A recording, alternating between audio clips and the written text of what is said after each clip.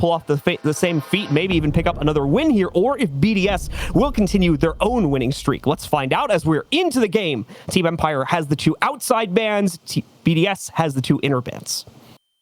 All right, well, Empire going to be starting things out on defense here, and we've already seen them play a little clubhouse today, so why not get some more on the board? Let's see what they will be removing for their offensive ban here. Not a big shocker when it comes down to it, although it will be, you know, EMP based. Going to be getting rid of Thatcher early on for Club. All good, but we'll take a look here as BDS is going to get their own second ban out onto the table here. We'll take out Ace next, removing him from the pool. That'll take us over to our second or I should say our first defender ban, the second defender ban for BDS. We'll see what they're going to knock out here. Ace, along with the Thatcher combo, obviously going to force some of our teams onto Maverick in order to take care of namely the balcony breaches, but quite a few other places as well. Also more likely going to still see some Hibana play show up for the hatch work that needs to be done from time to time. We'll see BDS knock out Maestro next, an operator that's been a mainstay in the meta for a long time now, and has often been a rotating addition and removal from the ban pool next to similar operators such as Echo. Obviously, haven't been seeing that as much, at least inside of the NA region, though. So, still surprising to see that Maestro ban popping up every once in a while. The final ban coming up now is going to be from Empire, and they're going to knock out Valkyrie, which aligns pretty well with the usual trends we have been seeing across the globe there. Valkyrie, an incredibly powerful operator to deal with, and in general, pretty universal usefulness across most of the maps. So, we've been seeing her get knocked out quite a bit. Yeah, absolutely. She's just one of those operators that's such a nuisance to deal with, and with IQ not being as potent as she once was, just not really having the secondary utility that people are looking for nowadays. She's just really hard to get inside those lineups. So I want to get rid of Valkyrie so you're not hindered by a possible change up in that offensive lineup. Either way, though, we're going to be starting things off here on Clubhouse. Once again, Empire going to be on defense, and they're immediately going upstairs. And if I do say so myself, John, I'm already pretty impressed with how Empire has been playing today, especially how this team had been looking over the last stage inside of EUL. Things had seemed pretty bleak, but now seeing them here at the Six Invitational once again, they're looking quite strong. Now, going up against BDS, that might be a different story, but I think that this match is going to be so very exciting. All right, well, let's see if we indeed get that excitement factor out of this match before the game is done. Empire starting on the defensive side this time as well. Now, you were watching the earlier matchup with me here when they played against Liquid on this very map, and let's be real, the defensive side was where they found a lot of their prowess inside of this matchup. They were an incredibly difficult team to deal with on the inside of this half, so BDS is really going to have their work cut out for them, in my opinion, right from the start of this game. Yeah, absolutely. I mean, either way you slice this is going to be a difficult matchup. Empire, no slouches when it comes down to it. In BDS, I mean, I think every single person at home knows the trials and tribulations that these guys have went through. BDS, the squad that we've been talking about for quite some time now, especially when it comes down to our friend Shaiko. But obviously, Brede coming along for the ride now with the rest of these guys for this reattempt at SI. Had a really good run in the last year, but 2021 could be the big difference maker. Yeah, I mean, Brede in general has been a pretty massive addition to the overall package here for BDS. Even just what we were seeing in that last matchup there for BDS in their opening one against Furia, just in that last game there. Some good work being done indeed. We can talk more about that later. We've already got quite a bit of work going on over here on the balcony wall being taken care of pretty quickly. Quick little follow-up Nitro there comes in from Shepard, I believe trying to time the soft wall opening right there, but it's going to be done a little bit prematurely, so no damage connecting at the end of the day, although Rafal does take a small tap. 25 of his HP now gone upon trying to clear out the entry on the breach there. Gonna have to take a little bit of damage, but no lost lives as of yet. We'll be able to very quickly fall back, and Alems will hold the repel as everybody else continues to get into new positions in order to take some pressure. Now, the problem with this is going to be the Team Empire still have their entire roam game scattered across the map here, and that's going to take the form of primarily joystick for what I've been able to see on these silhouettes, but there may be 1 to 2 other facets of this as well they have to deal with. Joystick currently hiding out in that lower floor bathroom, more than likely going to need to be dealt with here by Renshiro or someone else if they would like to maintain the construction control that they are ultimately looking to get to push into the site. In fact, Shaiko already in that position. Has a very forward position here inside of construction, and they have most of this area locked down. Just simply need to worry about the hatch and a possible rotation downstairs into the stage area. Obviously, Empire still on this roam game.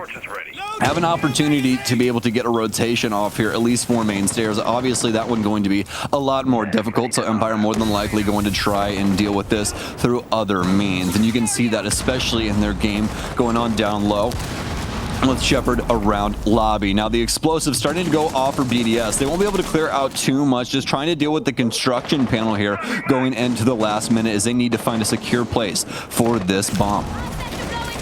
Nice pick there. Finally going to see a kill on the inside of this game here. So deep into the round at about 2.5 minutes before we finally see the Nitro Cell connection being made. A response comes right back from BDS, though, as Lems is able to take down Dan. Joystick, though, on that flank that I was talking about, walks right up. There's no one watching it for the side of BDS, so the entire take is torn to shreds. Renshiro given a free in with his pick against Always, but that's it. That's all they're going to be able to find. Shepard immediately trades it out, and Empire, mainly due to the very easy exploits of Shaiko there on the flank, are going to shut that one down. Yeah, as you were saying, Joystick there with the big flank coming through, and perfectly timed as well. That's the biggest factor there is, you know, he had the opportunity to do that at really any given moment, but he chose the most opportune moment out of all times. All of BDS are focused on site, trying to find those entry frags, especially around top red, to try and put a lot of pressure onto Cash and get a plant down, but that's not the case at all. As soon as the execute starts for BDS, Empire quickly constrict around, challenging multiple angles and getting that flank to fly off with amazing colors, able to get a big win. So either way, CCTV closed out early by Empire here as we'll be heading towards Gym Bedroom. Yep, so a pretty typical hold there coming in, especially with the prowess of the flank working out so well against that low time to execute. BDS, unfortunately, not leaving themselves with much of an option at the end of the round there after Joystick's execute had come through due to how low timed in the round we were, and the fact that was really the first aggressive attempt from BDS to try and take control towards the side. Is often the way Siege is played right now, but that's one of the caveats to it. You leave yourself open to an exposed flank like that, you don't properly counter it, well, the round's pretty much over for you because you have no time left to recenter yourself as an aggressive team and make that same attempt yet again. So we'll see if Empire can keep their luck rolling strong here with already one round swiftly onto the board. They're going to look for a second very quickly. BDS is going to look to, of course, change their own fate as they will look to take control as well. We've got this interesting wrinkle in the meta that's been continuing to evolve over the last few months, and specifically on this site. I'm sure you folks have noticed it by now, and our observer certainly has, as they're going to go right towards it. That is going to be the Frost that continues to see more and more play on the inside of this site, and those frost mats making the window entry game for the attackers that much more difficult to play out on a round-to-round basis, as there's a lot more to focus on upon trying to move in from there. It seems though BDS is going to be focusing on the fragging game. Shaiko already clearing out the default hold from Scyther on the inside of security there, which should make clearing out Cash an even easier job as well, since Joystick won't have the additional support of his now fallen teammate. Well, you say that, but what we've seen from Joystick so far today might have something to say about that as a pretty strong counterpoint, I would say, especially when it comes down to the Frost gameplay. We saw this guy with an amazing quad kill in their setup for Gym Bedroom earlier on, so still as lethal as ever when it comes down to Joystick and his gameplay. Empire with a beautiful setup here on this Gym Bedroom hold to delay quite a bit of time. Got the mirror window set up inside of red right now for logistics as well, so we'll be able to continue to delay time when it comes down to holding on to construction, as well as keeping an eye on what's going on inside of Cash. It's also opened up the option now, of course, with that quick little opening being done onto the security position for more players on BDS to add themselves into this attack, more specifically in the construction-sided focus on it. Meanwhile, Shaiko, the patience pays off beautifully here, holding that angle for quite some time, and finally met with a reward there as he's going to be able to take out Dan. So far, 2 kills for BDS. There was a fast attempt from somebody on Empire deeper in the site to trade out Shaiko's frag right there, but unsuccessful. That is, of course, until he takes another engagement over here by Jim. The Nitro Cell is going to need to be used to finish him off. Unfortunately, you can see Always a little bit low on HP, so wants to play that safe, just uses the Nitro to finish off his opponent there. But either way, they will take that as they are still down, even after getting that kill by another player. And they will have to continue to take these more passive fights as a result of that disadvantage on the inside of that round. Continuing to pay off, though, by playing into that playstyle. Alems, the most recent to fall, not being knocked out just as of yet, however, so still hope for a rebound there on BDS depending on where Alems went down, and there we go. Looks like it is indeed in a recoverable position, so Alems and the Zofia will be brought back into the fight. Continue to go deeper into this round here. The final 30 seconds, in fact, moving into it. And Joystick, Sam was mentioning it. Stokes just brought it up there. We could see him be a late round addition into this specific round. And we get exactly that as Joystick picks up 2 massive frags here as we're coming down to the wire. BDS so promising on the inside of this, but no, a funnel through the bathroom is shut down single-handedly by Shepard with the nice use of that vector. This round going into the pocket of our defenders as Empire continue to find success on the defensive side. We're on Clubhouse, round 3, more than likely going to move us into the basement here for Team Empire, as they'll now get to move to the 3rd and final point on their site triangle. We'll continue to see if this is going to work out for them, as has been the case here so far, or if BDS will finally be able to meet the match evenly and pick up at least 1 round against the Empire roster. You can see the stats in front of you there too. No surprise to see Joystick and Shaiko in front. Shaiko, of course, for those who caught the last match, a little bit slow on the overall lead up so far here on the inside of their first game against Furia, but certainly came back with a vengeance inside of that second half specifically, and we continued to see improved performance from him. That last round, some great play from the outside of the windows. Don't believe we saw him make it to the late round, unfortunately, but still some great contributions being made overall in order to allow for BDS to work their way through there. So as we continue to move into these rounds here, take a look and see what the basement setup is going to look like for Empire specifically. Shepard right now just going to be moving out to quickly get those reinforcements going onto the walls. Wouldn't be too surprised if we see at least 1 mute jammer get thrown down there as well, but more so up to the player setting that position up if they'd like to do so or not. Aside from that, though, it's looking like it is going to get left, it's just for the opening taking, as the bleed on the 1 or 2 stacks of hard breach there from BDS is going to be enough. Don't really need to try and push that envelope any further, as they need to focus specifically on this site pretty heavily. Team Empire is going to continue to play into this in the way that we have been seeing them do so, especially in their match against Team Liquid, having to hold on, of course, until a late round scenario comes in. Those jammers, as well as the rest of the utility, going to be much more needed, much closer to the site. Of course, got BDS out on the table now. Time to see what exactly they can show us once again on this basement attack. Obviously going to be a much quieter round for this first 2 minutes of action or so. Doesn't look like we have much in the way of a roam game out for Team Empire either, with the obvious exception of that being Joystick, and I'd be hesitant to call his position a roam, mainly because he fell back to the site, but also because for the most part the extended position that we will see will play almost entirely into that front stairs position. We do have a pre-deployed nitro cell out here as well, so Empire looking to act on some intel if they're going to be able to play into that properly when BDS goes down here for the clear. Now, more than likely, BDS is going to hear this and play around it. Say that very carefully now as Renshiro drifts incredibly close to that nitro cell, and I'll have to eat my words for breakfast here. It is that time of the morning for me, but either way, we will see that pre-placed nitro cell find success for Empire as they take out Renshiro with it, knocking out the Buck as well, and that's before the Buck even sets foot onto the inside of Kitchen or anywhere else where that soft breach would have been necessary on the skeleton key. And you can see they don't have a lot else to make up for it right now. You've got the Ash breaching charge, or breaching rounds, I should say. No actual breaching charges on any of the other members of this team. So besides the breaching charges from the Zofia, there's not really a whole lot else they're going to be able to do to open up the angles that may be necessary for, say, the kitchen hatch drop or something related to that. Either way, though, about half the round going by, and those issues that I was just talking about a moment ago, already plaguing BDS here, as they are now stuck on the inside of this matchup here, trying their best or to work their way forward. Shaiko going to be able to pick up the first exchange from BDS. A much needed one, too, after the loss of Renshiro just a few moments ago. Joystick, of course, probably the most influential player they could have taken out here if they were going to need to do so, but Shepard going to continue the streak for Empire. And Dan will do the same as the bunker setup deep in the basement site continues to work out well for our defensive roster. Brit trying their best to be able to flush out the player now hiding in the corner of Church, but really not going to work out so well here.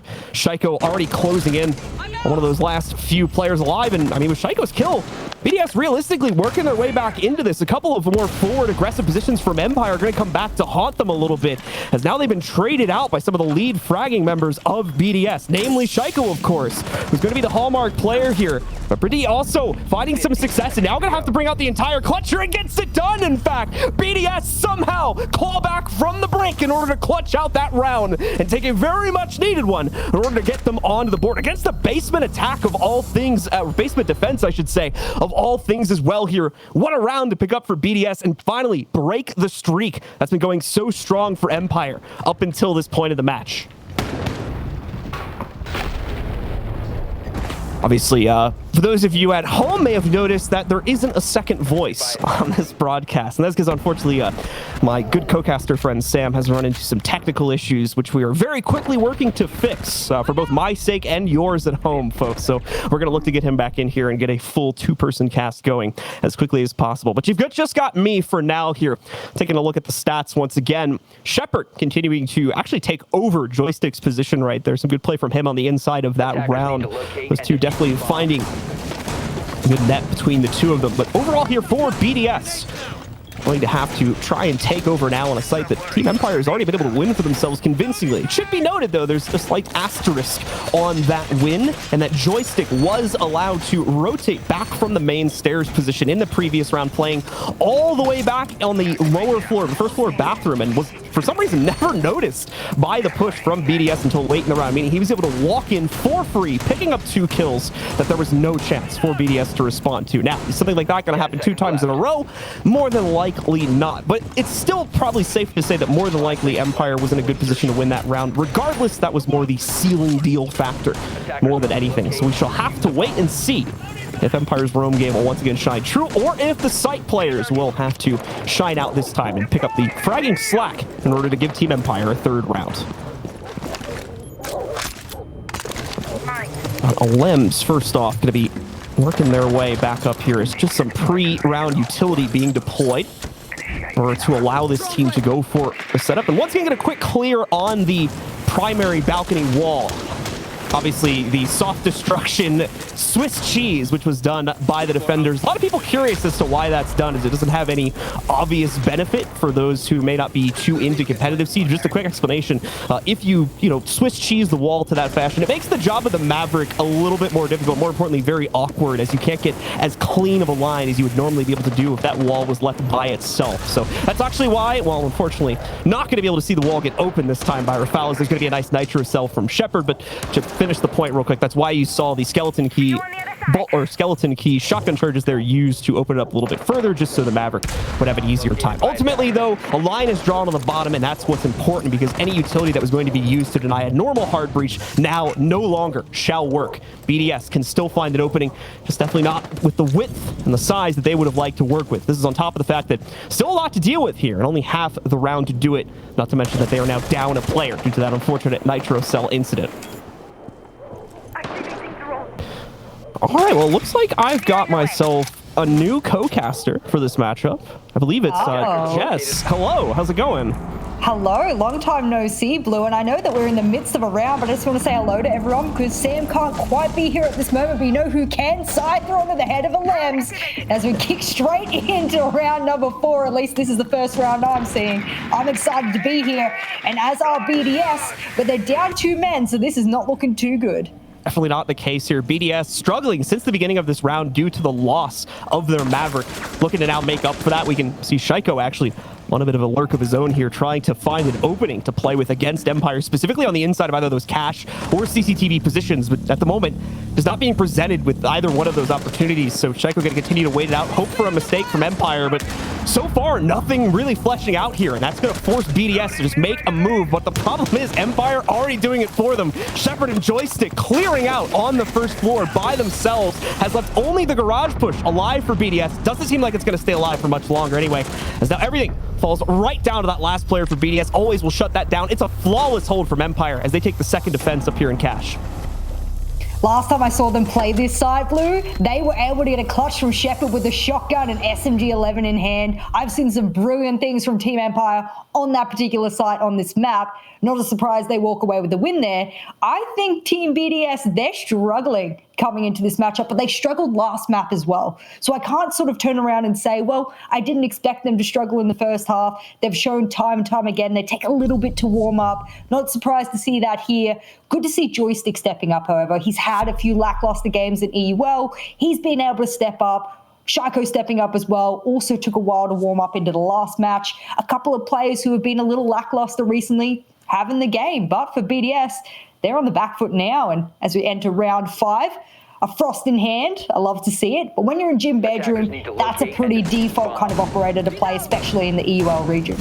Yeah, I was talking about this the last time I went to this site about how this has become almost a mainstay for a lot of regions. NA has started to experiment with this a lot more. It's pretty much taken over the region. You can say the same for LATAM, as pretty much all the teams from all the regions are kind of incorporating this specific play of Frost into most of their strategies nowadays here. And we're seeing that expand onto other sites, most notably in Chalet as well. So it's a strange little shift here, as Frost obviously was kind of an out there operator for so much time, but her pick rate has skyrocketed in recent months. I mean, you give the girl an ITA, you give her a shield, and she has one of the strongest primary weapons in the defensive lineup outside of shotguns. I mean, she's going to become a mainstay, and rightfully so. As the action phase kicks off here, the biggest thing I'll be looking here for BDS is, can they get their trades? It was something they lacked in the first half of the last map. We get into this map, Blue, and it clearly, especially in the last round, they were lacking the trades. You can't let players run on in, die, and be untraded. Otherwise, you are putting yourself in a huge deficit, unnecessarily so. And on a site like Gym and Bedroom, and you've got to take Cash should you decide to push there, you can lose a lot of players really quickly. So trades are crucial here. Definitely the case, and in fact, BDS nearly able to win this site on the last play due to those very circumstances by trading their way to a win at the end. Unfortunately, just similarly to their last attack there, just not having nearly the angles they needed to play with when it came down to the 2vx clutch they were trying to work their way towards. Only had that single bathroom push from the jacuzzi balcony right here that Britney's tried to open up. So we're going to have to wait and see if BDS can hopefully get a little bit more to work with on the inside of this round. Empire, of course, watching all of those extremities and continuing to play into their own positions, as this very static style of siege that Team Empire is bringing to Clubhouse has been working out so flawlessly for them, specifically on the defense. Definitely some issues to be talked about on the attacking side, but we can reference those a little bit more when we switch halves after this next round here. Good to see BDS being methodical, transitional, but Dan says it doesn't really matter how you want to go about this step by step. If I catch you alone, I'm going to capitalize on it. This is what BDS made the mistake last round. You send a player on his own, Empire, they're going to sniff him out. They're going to absolutely obliterate him. With Alems going down, they lose a bit of utility, and always he is in that worse for wear as they try and dispatch of this mirror over on Bathroom. C4 rains out, and as a result will explode those X-Kairos. Look over towards Bride, he's got none left. Blue, this is a really good position. Why you would expose yourself after keeping that mirror intact is beyond me, and they don't even have cash control.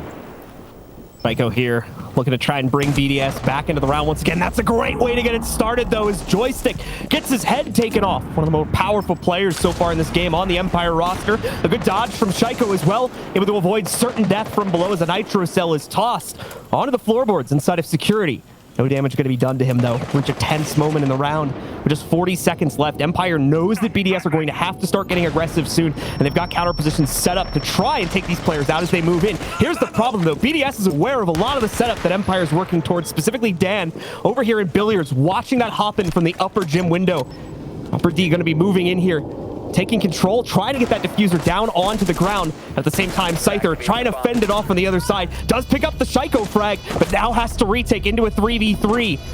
Radi with a nice pickup, taking down Shepard there. Another one for Renshiro as well. BDS with some great post-plant positions, just not leaving a hope alive for Scyther and the rest of Empire.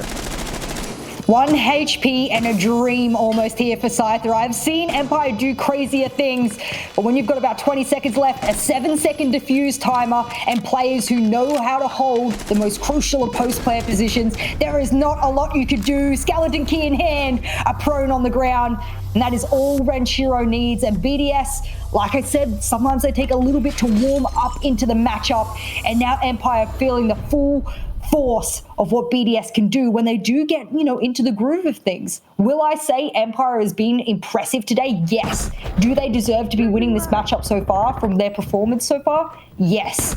My problem is BDS, they can really ramp things up in the second half if they want to.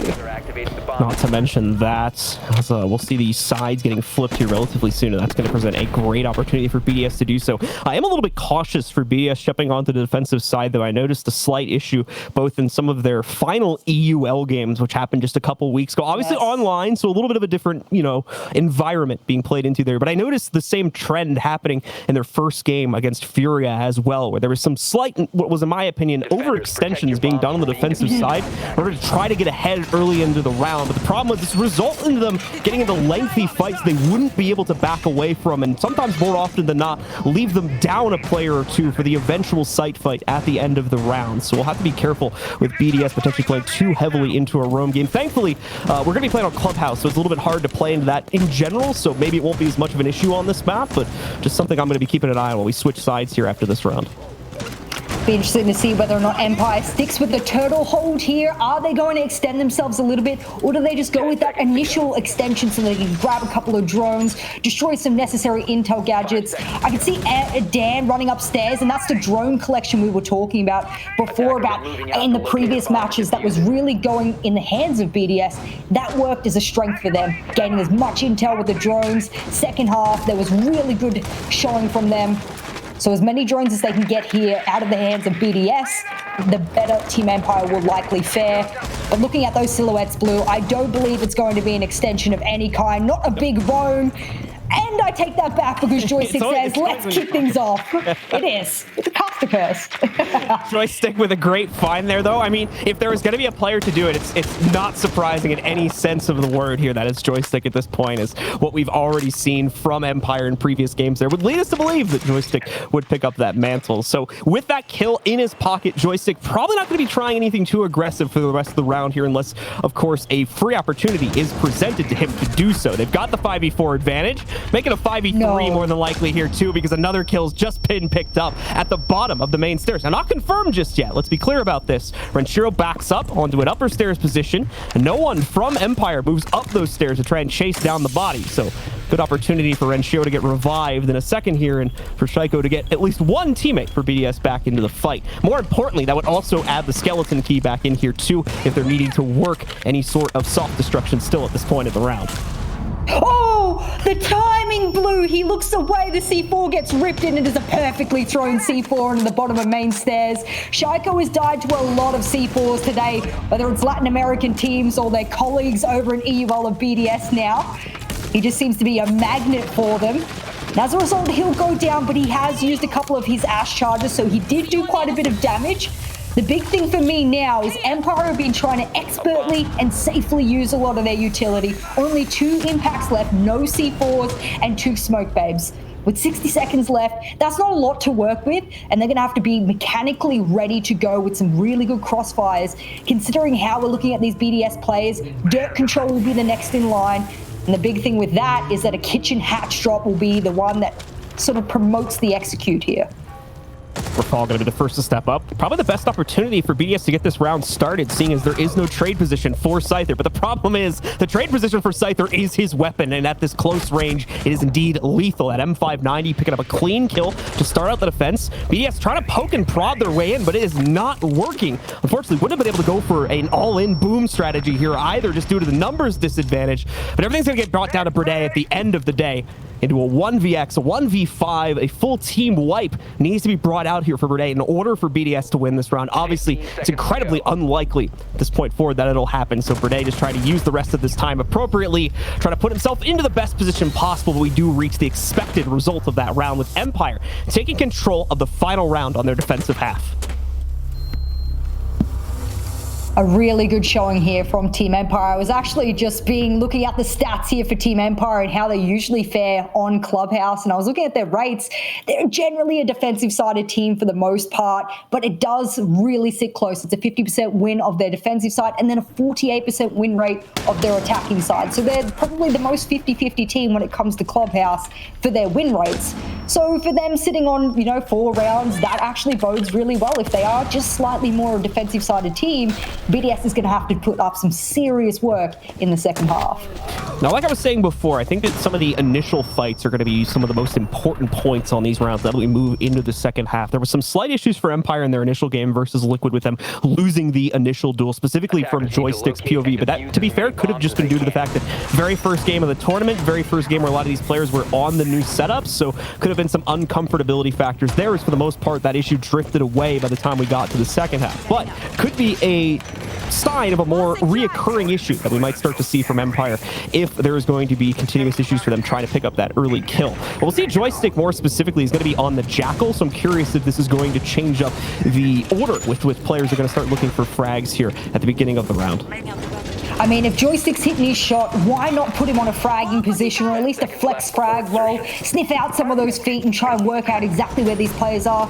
For me, and Joystick said it best throughout the EUL season in a couple of interviews, he said, I don't mind being a support player on defense, but I also prefer to be that sort of flex frag roll. He's playing a lot of Zofia in the EUL stage 1 of this year, so he was kind of flexing and throwing himself around roles depending on the side. So it's good to see he's quite a flexible player. We know him to be a highly experienced player, and he can hit his shots when he's on his game. So hopefully that's what he can do here for Empire as they focus on that platform wall. That will be the first initial step.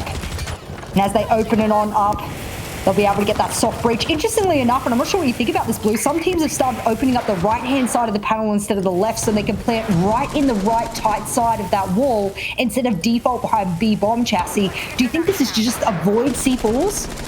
I think I'm not exactly sure the particular reasons why we started to see teams do this, but I have noticed it's extended pretty much globally at this point because everyone in NA, for the most part, opens that side now. You almost never see the full left side getting opened up by most of the teams, specifically inside of the region that obviously I spend the most time covering. So it ends up working out pretty well, though. It also makes it, I think, a much bigger risk for the player down the red hall to have to swing a lot more closely if they want to get aggressive against that. So it just makes it a much more awkward fight in general, I think, for the defenders. They want to fend it off. And I think you're correct as well about the Nitro cells. I think it's also obviously more difficult to get the proper trajectory at that point because you have to either full swing into the open, where if someone's on rappel watching that, you could obviously get picked, or you have to get closer to that red hall area that I was talking about before.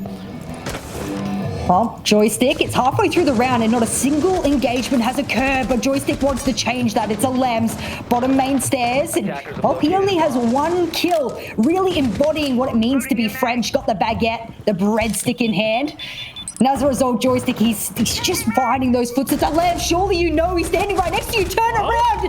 Hello, Joystick. I don't know if he's got his earbuds in back to front, but he manages to collect 1, but he won't get the other. A good trade here, but I'm going to argue that picking up the mute with the shotgun, the C4 is a way bigger pick for Empire than just getting rid of the Jackal. Definitely the case right there. So Joystick gonna go down, but like we said, that's been something that's been occurring here, so Empire is somewhat used to that. The problem is gonna be now they lose the next engagement as Shaiko is able to jump in, finding a pick against Dan. That takes out their Zofia from the action too. Because they did not bring an Ash, any sort of range soft destruction on gadgets, say the Melusi Banshees or a Cade charge that needs to be taken out here late in the round, is gonna be very difficult to deal with at this point for Empire, because they're also nearly out of nades. They've only got a single one left there on Shepard to try and use here, and we're getting down to the limit. 30 seconds left in this round. Empire need to put the pedal to the metal on the aggression in some way, shape, or form, while of course keeping themselves alive in order to win this out. Let's see how they're going to try and do it. An attempt at an opening there onto the panel, opening up more of a purview into Garage, but they're still going to have to force the issue to the inside of the CCTV window. They're trading it out as well. Scyther, as well as always, with 2 important kills. Another down from Scyther, and he's going to be able to finish it as well with the Lems going down, but Renshiro moving in, stopping the case drop attempt, and running the timer down to 0. It's BDS that will take the first round of the second half in very close fashion. That all came down to that one undestroyed Banshee that was right up against the server rack next to that mute jammer across from platform wall. That's all that came down to, because I guarantee you, if he had been able to shift W to that rotate on cash wall, he would have seen the player standing behind there. He would have been able to take that engagement short range with that SMG-11. It comes down to these little minutiae of the round, Blue, and I love that about Siege. Just little placements of gadgets here and there can change the entire outcome of a round. That's another round in the hands. That is going to bring the scoreline closer to even Steven. But as I say that, we'll go back downstairs. We'll see a bit of a change up of a couple of the operators, and that's going to be indicative of what we expect from BDS. Yeah, the 6 picks coming in here specifically for BDS to bring the Aruni into play, swapping away from another one of what would have been a roaming operator there. It does make total sense for what we've been seeing here for basement play, almost globally across the Siege scene, where most teams are tending to trend more towards a bunker strat here, focusing on playing into the site. Maybe you have your Jaeger or your Melusi go up the main or blue stairs to try and play an aggressive angle against the initial entries from your attackers, but for the most part, save for a couple more out there strategies where you try to pull off a really extended roam onto the second floor, we're not seeing a whole lot of the out-of-sight play for most teams on this site right now. A lot of Aruni play today, and a lot of it has been utilized to be an indicator, an area denial, but also a projectile denial. And I like that teams are changing the way that they're using Aruni, the purpose of her gadget, her Syria gate. I don't mind however you want to play it. I've seen Team Vitality play it a certain way. I've seen BDS play it a certain way. I've even seen Rogue play it a different way, and that's from just the EUL region. So there's all different types of styles when it comes to this brand new operator of Aruni. Biggest thing I've seen from BDS is the aggression from Alems on Aruni. He has the DMR in hand. He managed to spawn peek a Furia player long range with it last map. He's looking to do some early damage with it again. But Empire, they're careful. They're cool, calm, collected. They do everything step by step, especially on attack. And that's why you'll see them drone things first, and then they'll move in upon that intel. So Joystick already taking up that prominent initial position. It should be noted too that Dan's going to be jumping onto the Ashe at this point. So a little bit of an overall swap up there is to allow Joystick to continue playing into the utility side of things where necessary here. And Dan to maybe pick up some of the slack, both in the utility department as well as the aggression department, if they're feeling they need that on the Ashe. Because it's important to note they did not bring her on the first round. And for a lot of people, depending on who you ask, you'll find that Ashe is very necessary to bring onto an attacking side right now, especially inside of my own region, but obviously we're a little different here in this map. Look, I actually think now she has 3 Ashe charges. You're absolutely right, Blue. Yeah. She can also bring breaching charges, which is insane to me that she has 3 Ashe charges and breaching charges, and she has an R4C to work with, and, well, the best part about it, she's 64 speed. So, for me, that's probably, you know, all weighing up to be a really strong attacking operator. Winning combination, you could say, at the end of the day. Yes, please. Moving further into this round here, we'll see if Team Empire are able to successfully pierce the veil and work their way into this basement hold. Obviously working on one of the more complex parts of this take right now, which is the dance around this kitchen hatch. Just going to quickly try and deal with it here as 2 of the X-Kairos charges going to be used, followed up by another 2 in order to seal the deal and open things up, along with the plethora of soft destruction that's been done here by Always on the sledge to make sure that they have every angle they need before even attempting to push someone downstairs. This needs to be a very coordinated effort, especially with the Aruni gates in play, specifically on the outside of Moto right there. They do need to be cautious of that and make sure they time their attack appropriately so they don't end up running into a laser and losing about 40 HP or so as they try to push in against a very well-prepared, which should be anyway, a very well-prepared BDS. Scyther, with a good start, however, is able to knock out a Lems that was against the more aggressively positioned Aruni, so the more expected first player to fall. This is now where the problems start to show for BDS. Joystick getting 2 kills so far unresponded to. That's until we see Day work into the action, though, as both Sicer and Dan are felon by him on the same magazine inside of an SMG-11 as well. Not an easy task to pull off here, but the problem is Brede now stuck down the dirt tunnel. No easy way to work their way outside of it. That means that more than likely we're going to see the case go down on the ground. Indeed it is. Timer will start ticking in the other direction here as Renshiro and now just Brede going to try and clutch this out. Joystick specifically gets his 3rd kill of the round right there, and Shepard cleans things up as Empire take control of this round. What I liked there from Shepard is with that new double stack box in the middle of Armory there, what he did was he thought, do I plant yet or do I not? Are my teammates ready to go? And there was very likely some comms in the background there where he was talking to his teammates saying, am I good to plant? Do you have the angles covered? Are we good? What I liked was that he used that double stack as a complete line of sight block. Some people will hit this left-hand side of dummies, so they're not exposed to blue in any way, but their teammates covered that so that he could be quite exposed to that particular angle and plant a little bit out in the open instead, but have the double stacks block complete line of sight from Brede. Smart play here from Empire. They're clearly reading the situation, and whilst I used to call them a cookie cutter strat team, and by that I mean they used to follow all of their recipe strategies down to the single milligram, or rather if you're an American, I don't know what you guys measure things in over there, I don't know, quarts or something like that. I don't even know what you guys do. I think it'd be ounces in this context. There you go, down to the little ounce. I don't even know what that means, but there you go. And that's what Team Empire used to do, and that's what made them very predictable. Now I find that they do these little adaptations as they have things come across them, and I like that because it makes them a fierce team that knows what they want to do, but can change little things up as necessary. It's 32 grams to an ounce, if I remember the conversion correctly. How do you live this way? well, thankfully we don't have to convert very often because mostly everything's an Imperial here, but either way.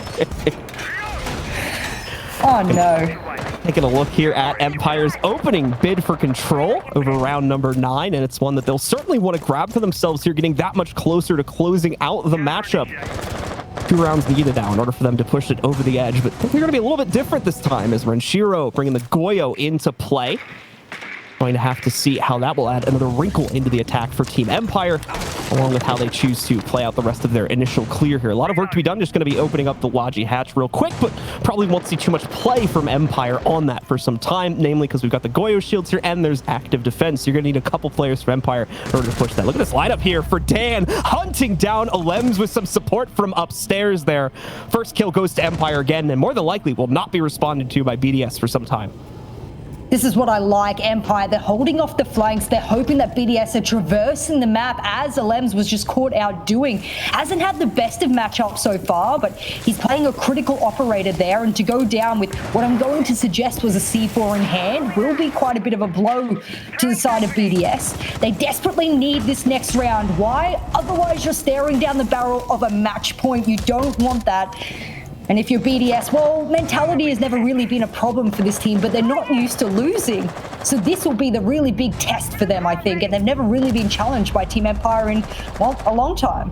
Noticing the silencer on Rafal's gun there as well. Not something that we see played into very often at all inside of competitive play, but Rafal's got something special to offer us today on the inside of that department. Missed it earlier, and I wasn't sure if he was using it in the previous matchup we saw BDS play, and as I think you mentioned, we saw a little bit of that specific Aruni play on the inside of their last game. But either way, Dan prepping himself to get up to the window, and BDS starting out well, or I should say responding well on the inside of this round, finally trading out for that opening pick that we saw Team Empire get here and bringing us down into a 4v4. Scyther falls, removing the hard breach from the attack as well. Not sure how far along they are on that duty already, so may not necessarily need Scyther at this point in the round, but if there was something left unopened, obviously that'll be a pretty big miss.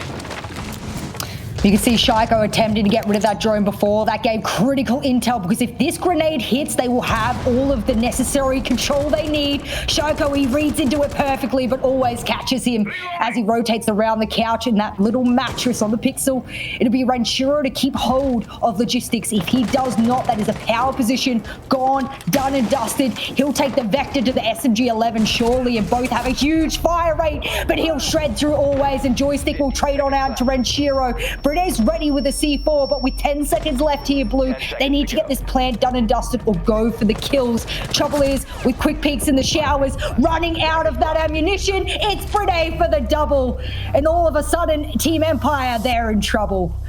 Brene with some great aggression there in order to close out the round. Very much needed on the inside of that too. Unfortunately, the same problem being presented there to BDS that Empire also faced on their own one of the rounds, I should say, that they played on this site, where unfortunately they lost too many players too early on, weren't able to hold that extended play over towards specifically cache and CCTV, and that brought the overall execute timer necessary down by quite a bit. As you'll see though, BDS still able to work their way in despite what we see from right there, and maybe able to close the gap between them and Empire that much more. Just a single round between these two teams now. Joystick, as well as some of the other members of Empire, definitely shooting ahead in the fragging department, but we need to see them pick up those few more rounds. Otherwise, BDS going to be looking to take over the lead here relatively soon as we shift in towards a basement hold for them. And defuse as many bombs as they can.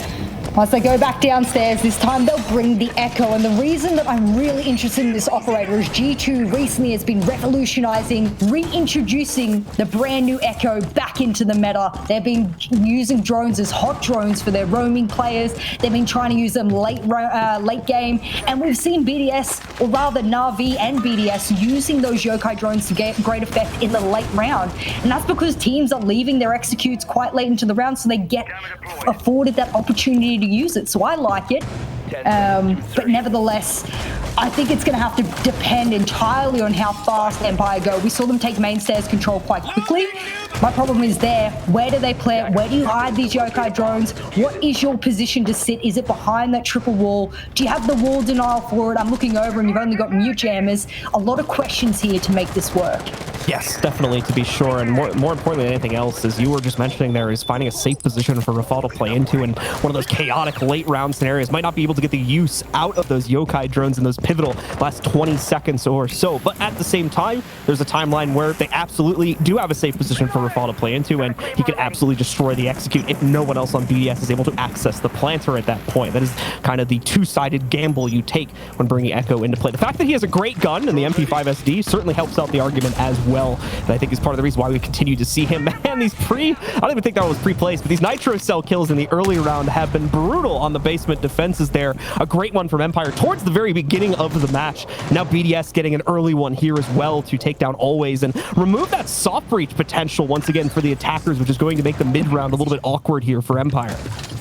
They still have 2 grenades to work with on the hands of Shepard, so they still have possibilities to clear blue if they want to be able to cook out the ADS. Scyther still has 3 flashes in hand as well. Look, the tactical prowess of Empire hasn't lessened anymore. I mean, we're talking about soft reach.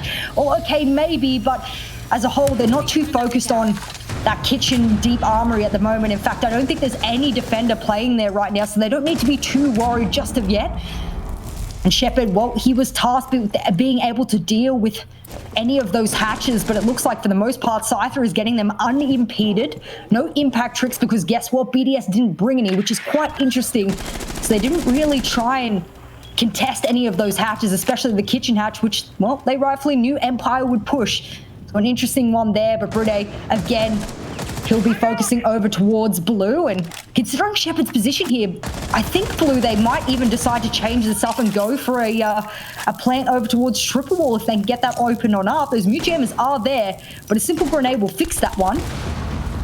Nope, and not that grenade. unfortunately, it catches. Yeah, go again. You've got another in hand.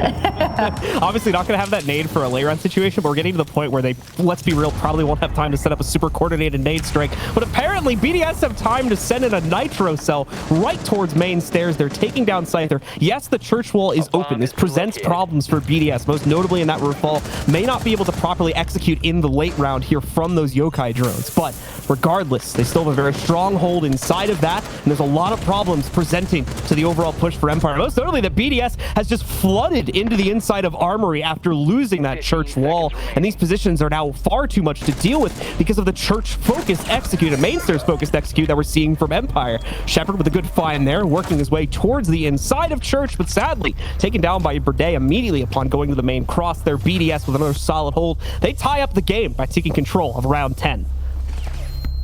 Bit of a shame there because, well, Empire, they used a lot of their utility to great effect. A lot of the walls and hatches got opened up. They still had a bit of utility to play with in the late round. They had to unfortunately use both grenades to get that mute jammer, but it didn't matter. Everything had a purpose and it was used towards that. Unfortunately, no matter how well you do in your early and mid round, you've got to be able to keep that consistency and follow it out in the execution.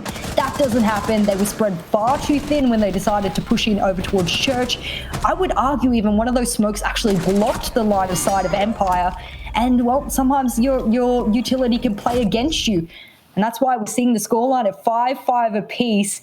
Big thing for me now is, does Empire sit back, recollect themselves, regain the mentality, or does BDS do what I sort of guessed they would, and what they did last map against Furia? They turn around and they go, second half is where we do really well. We're a kind of late bloomer, if you may. Also, a really smart call from BDS that round. I mentioned in the call right towards the end of it, but BDS was very heavily stacked towards the inside of the church site there and made a decision after losing that wall to move themselves out into Arsenal. Really made taking any sort of fight difficult for Empire, because they were also trying to move into blue and take that armory control away. But that basically left two very separate fights through the rest of that round, where BDS was like the center sandwich, and there was a possibility for Empire to pinch that out, but it was very awkward to properly coordinate anything from Empire's side and allowed BDS to shut down the rest of that push with relative ease, as we saw there at the end. So a really good kind of audible mix-up there, moving that 3 to 4 player towards the inside of the site. Now, this is going to be a little different here from BDS. Some aggressive play going to be noted downstairs here, both at top red and just outside in lounge, as they'll try to hold this mirror window against the garage push. I'm going to point out the very big weakness of that one mirror on that wall there is that if someone was to open up stock door to the north and just run in and quick peek him, there's no shield to block that. Who's protecting? Is there a vertical hole maybe? Even so, you would know, and there's not. Thank you very much to our beautiful observer. There's really nothing stopping anyone from just running on in and absolutely decimating him. But I love the sort of innovation we're seeing here from BDS. I'll tell you what, Blue, casting EUL, I've never seen them do this before. So I've never seen it in NA. So at least a change up from those two regions. APAC and LATAM a little bit more up in the air, but we'll have to confer with the experts from those regions a little later. Either way here, Lem's continuing to hold on to that position, does have a shield to reinforce the front door spot, so going to be a little bit more difficult to Empire to try to push him out from that direction. But as just mentioned, the stock area, still a glaring issue, and LM probably going to put quite a bit of focus on that now that we started to see drones in that department. Dan, in fact, starting to check out over here towards the blue window, as this would more likely be the position that someone would be supporting the hold for Lems from, and I believe that's actually correct, as we got a quick little glimpse of Shaiko playing into that area. Empire, for the most part, are going to ignore this hold for the time being, though, and focus on getting their construction clear going. Thankfully, not a lot of resistance in this part of the map from BDS, so they'll be able to work their way into construction itself and try to open up the wall without too much of an issue. Impacts are out from Renshiro. Not a full win, though. I think it only deals with the upper portion of those X-Kairos. There's still going to be a small hole made here by Scyther, and obviously he still has 6 more pellets. Try that again. Joystick desperately wants this underneath position. He knows that because none of the garage walls are reinforced, that he has the power position on the mirror here. They're going to desperately try and bait out the rest of these impact tricks, and he'll do 2 pallets at a time. It's the lowest amount that you can do.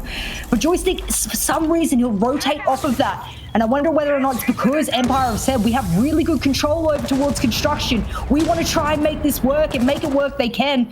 But Shaiko, surely these bullet holes will reign supreme as these grenades will come on in, but they don't have any effect just yet. 2 more to work with, however, and Dan says goodbye to the man himself. Ashmain on Ashmain, and all of a sudden things are looking dire for BDS as well. Guess what? The player downstairs didn't even have a C4. He had prox mines.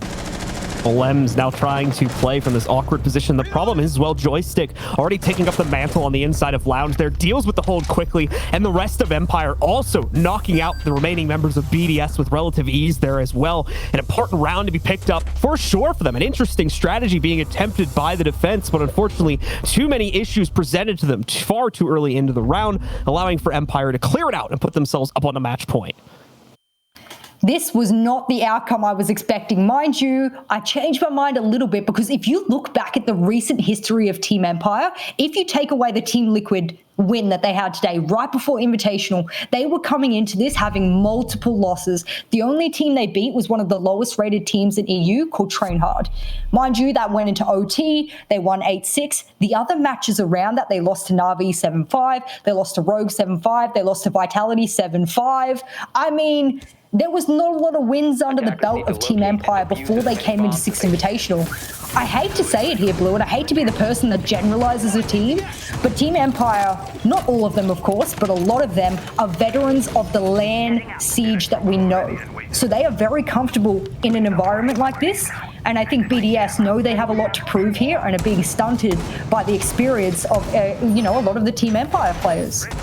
Yeah, and specifically under the circumstances of like Joystick and Dan, these are players that have made some of the most remarkable siege plays on LAN in the past. So obviously a lot of experience going to shine out, playing on the LAN client and under those conditions that we're now seeing starting to come true, at least at these first 2 games that we've seen them play, or any indication of that fact. I tweeted earlier as well, certainly don't want to be underestimating Empire now that we move to a LAN environment. In fact, I think even I was victim to that in our predictions today. I think I picked one team over them, and I'm starting to regret that possible decision now.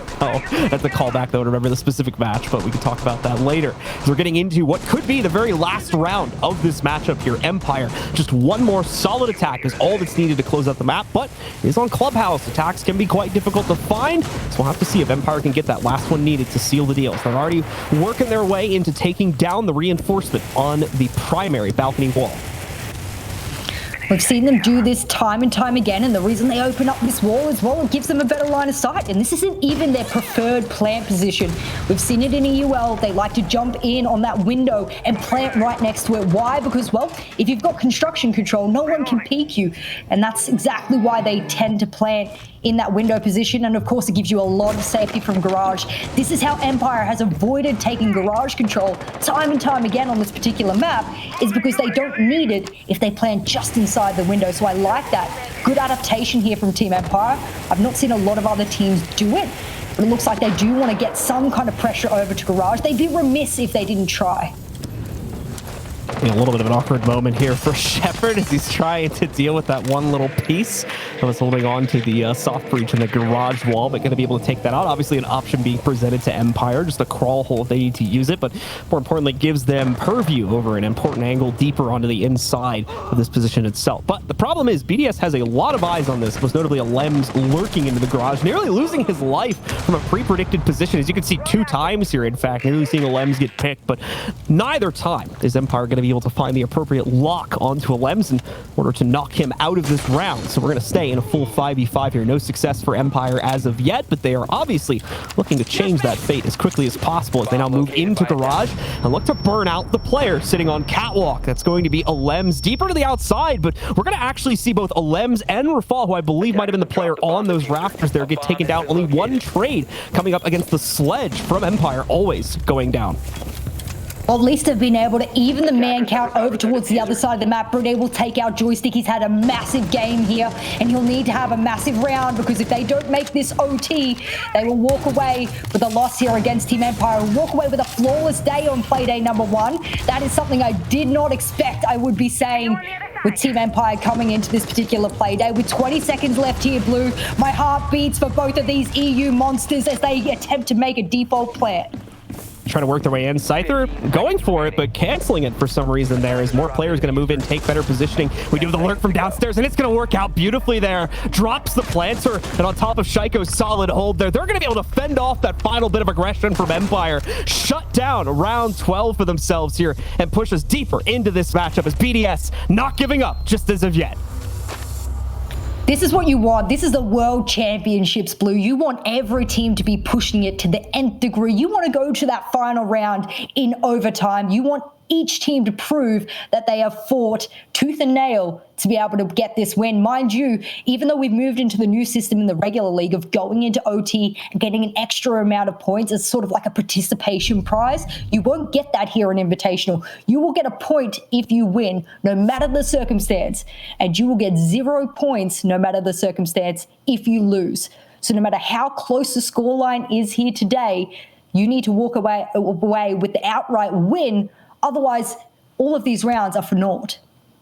Definitely adds that little bit of extra pressure even when you get into OT. Obviously, inside of the regional leagues, teams would get those bonus points for making it to OT at a minimum, even if they took an outright loss inside of that OT at the end of the day. Don't have that small safety net to play with here at SI. As Jess just mentioned, it's win it all or lose it all on the inside of these matches, so the wins are incredibly important. Both these teams going to play it out now, as BDS, once again, will start out on the defensive side on our initial round, but for those of you folks at home that might be newer to Siege, just note now that we are in OT, the sides will switch on every single round. Shaiko getting that initial opening onto the garage wall there, and that will give him an opportunity behind that box if he wanted to get an early peek. What I actually think it is late round, if he wanted to sort of come running up garage, he could peek out over towards maybe the bar window, and he wouldn't really get the best line of sight, but hey, who knows what it's for? I mean, no one lives in the mind of Shaiko. It's insane. I'm sure it's just 4-4-4 the whole time up in there. We'll see what he's going to try to craft from that position later on in the round. If anything at all, might have just been trying to preset up as well there. Either way, we've got Empire very much out and onto the board here. So many issues has been presented to both of our teams against these basement attacks. Most notably, the thing that I've been seeing pop up quite a lot is the loss of the sledge that keeps happening on the inside of the early round. Under that, or the elimination of a hard breacher as well, due to the relative prevalence of some sort of roam game in the early round there, whether that's in the form of Shaiko or Joystick, but most normally on either a Jaeger or a Malusi in order to find those early picks. And for the most part, from the defensive side, they have been being picked up and usually aren't getting responded to. So attackers, I think, are being very smart in trying to play their early rounds incredibly passively. You can see that kind of right now for Empires. They're just moving in to start soft destruction in 2 minutes here in order to avoid those kinds of early picks. There's 2 C4s on the side of BDS, and they could prove very troublesome, especially over on the soft breach side of Kitchen. And that will be from Armory. Alem says, hey, stuff the C4. I can just make a vertical hold towards Freezer, and if you come running on in, my shotgun will collect you from underneath. And now Always will attempt to make those vertical control that we were speaking about before. You rightfully said they've been losing a lot of their sledge early on, and as a result, they haven't been able to do this soft breach destruction that we see. Challenging the impact trigger is important, but I haven't really seen BDS attempt to do any impact trick. I criticized them before, and they haven't changed it. I think the reason why we're not seeing as much of that here for them is because they have a pretty good reliance on the yokai drone in order to make plays on the inside, specifically of Armory. Like this goes back to the fact that we can see once again they've got a pretty heavy stack position towards Church right now. So I think that they're relying a little bit on that instead of relying on someone being in a riskier position deeper in the site towards Armory, where they could get picked either, you know, from the top-down angle, or say if there's a dirt push that goes successfully. Instead, they can play into the much more secure position over by Church and allow Rafal to do the work in the late round if they end up going for that drop from Kitchen, which, to be fair, Empire hasn't even really been able to get to that point. Same for BDS so far in this map. We've seen very few of those Kitchen hatch drops actually go through. The last time Empire tried to push this side blue, you remember they tried to do a Church take. It failed miserably for them, so they've changed their mind up here. They think that this push over towards the Kitchen hatch will reap better rewards for them. I actually agree. Their Church push wasn't strong, but they don't necessarily have the map control they need. They're only dropping Oil Pit now. 20 seconds left. This is overtime. You got to be winning your shots at Empire so far. But as the trades come out from BDS with 15 seconds left, if they get behind this, hello? Rafal, get off the drone, get on the gun, and yes, he does. As it gets down to a 2v1, are there no yokais left to play with here? Saw the head, but he'll miss out on that one, and Shepard will confirm the plan. Joystick, get the C70 in hand, and he won't miss. And that is a really good round from Empire and what looked like it was going to be dire. You get down to 20 seconds blue, and I start to question whether or not you've got enough map control. Always and Rafal, the little duel between those two, they're giving me a heart attack as somehow Always misses that position from Rafal as he's literally sitting in a corner on his phone trying to use the yokai drones, and ultimately Rafal's given the time to not only get off his drone but pick up the kill there. So a little bit of an issue for Empire, but ultimately doesn't end up affecting the round. They still take it, so just a small little glitch at the end of the day for them there. Joystick continuing to dominate on the individual fragging powers we can see there, followed closely behind by Shepard, and the usual suspects over on BDS also leading the charge there too, with Shaiko on top, or technically Brede on top in the frags, but Shaiko just a little bit more further ahead on the objective game apparently, so that puts him on the top of the scoreboard. Points win games, or rather points win MVP. That's what we like to say. Wins the in-game scoreboard. Which is the most important, I hear. I don't know. KD, points, map win. That is the structure of how you have to be looking at these games. No, but jokes aside, this is Team Empire's opportunity, now that they moved to gym and bedroom, to be able to win outright in their OT, which is a massive boost to their confidence. But not only that, they will win 2 of their matches today against teams that they were predicted to lose. And that's not me just saying that out of my own predictions. That is almost everyone who put in their predictions from all the experts around the world. They predicted BDS. And on their other match against Team Liquid, they predicted Team Liquid. So they were the underdogs in both of their matchups today. And if Team Empire win this one, they will have won 2 underdog matches in one singular day. And that is huge. Here's the other cool stat. If I did my prep right, I'm kind of going to assume, I'm going to take a risk and assume I have. With the map stats that I have, BDS actually have not taken a loss on Clubhouse in recent history. I've got 5 recent plays from them at 100% win rate. So if I've got that written down correctly, this will be the first time that BDS will take a loss on this map in some time as well. In just EUL? Yeah, whatever CGG collects for statistics over the past few months. So I don't know if that's tied to just the UL or something else, but close. Where's the loss at? Where did I miss? Technically, January when the finals were, they took a loss there, but that's okay. Yeah. So if we're counting just the 2021 season, I think then correct. The last You are 100% right. Yeah. First loss in quite a few months on this map for BDS if this ends up coming to fruition. But obviously BDS still in this, still with a chance to fight back. But it's from the attacking side, which isn't always the easiest thing. And Empire getting relatively aggressive against the cash hold here. Problem is not to too much success. Always has already been dropped. Scyther committing himself to a fight. He's not going to be able to get away from this. Shaiko closing in on him. If it wasn't Shaiko, it would have been any of the other two players that had an angle on him at that point. Brings us down to a 5v3. Empire trying to get aggressive here with the play to the inside of Cash, but bearing no fruit from it. Not a single player on BDS going down, and not a whole lot of damage to show for it either. Oh, good rotate of that ADS there, ascertaining the fact that, yeah, they're going to start tossing some things down to displace this mirror. Why? Well, it's in a power position. Shepard is going to be the one that has to hold on to it. But when you lose as many players as you've lost in almost just over half the round, you are going to be worse for wear. It doesn't really matter what Shepard and Dan do here. They're going to have to commit to multi-kills. And that is hard when you're on the back foot here. BDS, they've been steamrolling through the rest of your teammates, and you are turning your back to multiple different angles that you shouldn't be. That's an open mirror Dan is standing right in front of. He'll crouch down finally and look through the vertical. He is worried about 4 different angles right now, and if they don't get a pick now, I fear for them, and it will go max OT otherwise.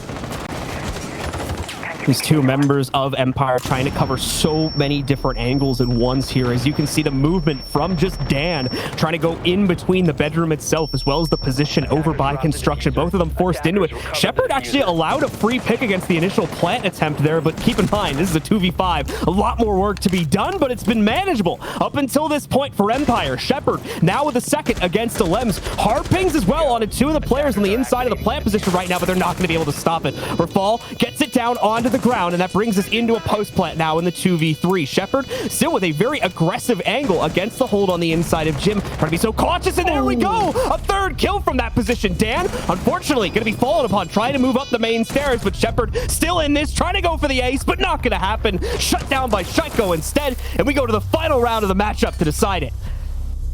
They were throwing 1v1v1s at Shepard, and with the vector in hand, the man doesn't miss. But unfortunately, it was too tall of an order for him, as you rightfully said. And as we reach the very final round, this cannot go any further than it has already gone. I would not have expected this scoreline, no matter which way you flip it, whether Team Empire win this round or Team BDS win it. I could not have predicted it going into this. Empire are either going to walk away flawless today, or BDS will. Which team out of the EU region will walk away the flawless kings of EU? Because let's be honest, one of these teams is going to be the savior for EU. Well, they could both be. I mean, they could both walk away storming through the rest of the games throughout this week. But I definitely think Empire's performance here has just been unfathomable for me. Yeah, but so we got quite a generous push through here from the group stage into how many teams are going to be making it into the playoff stage. So obviously some of your favorite teams may not be able to do so well inside of the groups, but like I said, only going to see a couple teams actually get knocked out inside of this stage. So probably most of your favorites will end up making it through into at least the lower bracket of the playoff stage there, where they'll get another chance to shine as well. Another great thing about the new format we're using this year for 2021. Ready to go. I do like the new format, and if you're not aware of it, well, you can go on our Six Esports. We've got all the socials, we've got all the websites, and whilst you're churning through those Twitch drops right now and listening to our voices, whether it be the American accent or the Australian one, make sure you go check out the format. It is a very interesting one. It's one I very much agree with, and I'm sure the players, as they get through each play day, they'll be agreeing with it too. A lot of opportunities for them to reset themselves.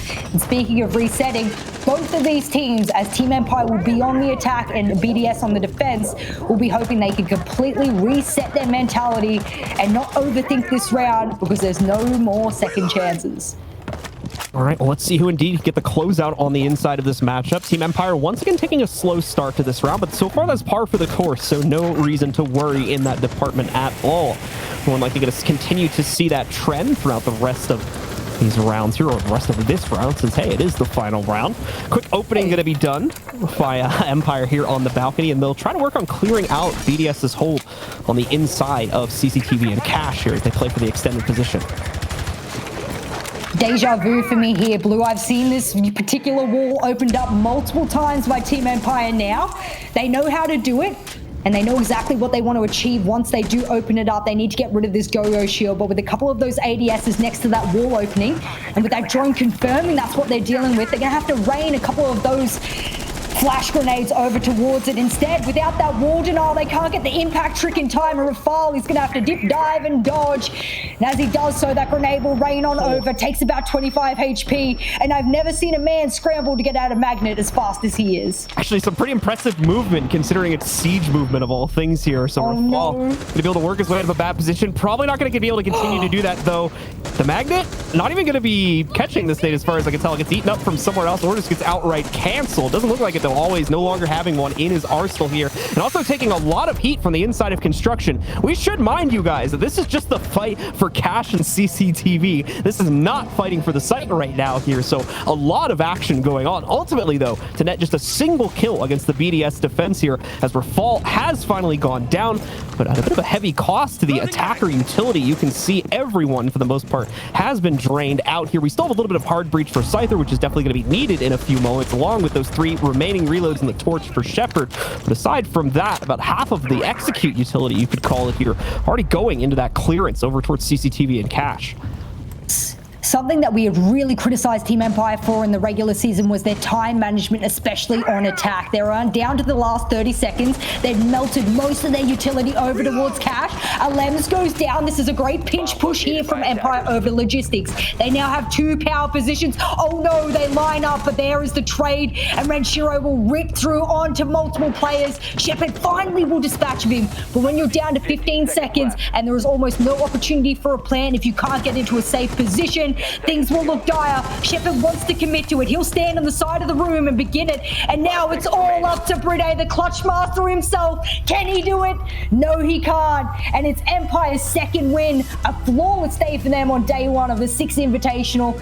And that is an amazing storyline for all of the CIS region fans, all of the European fans, and all of the original Team Empire fans who remember the greatness that Russian machine once was. Bit of a scary final round there for Empires. Things look slightly bleak with the time they took to clear things out on the inside of CCTV and Cash, but thankfully the job is done. More importantly, it's done without losing any players, allowing them to clean out the rest of that round and the match along with it.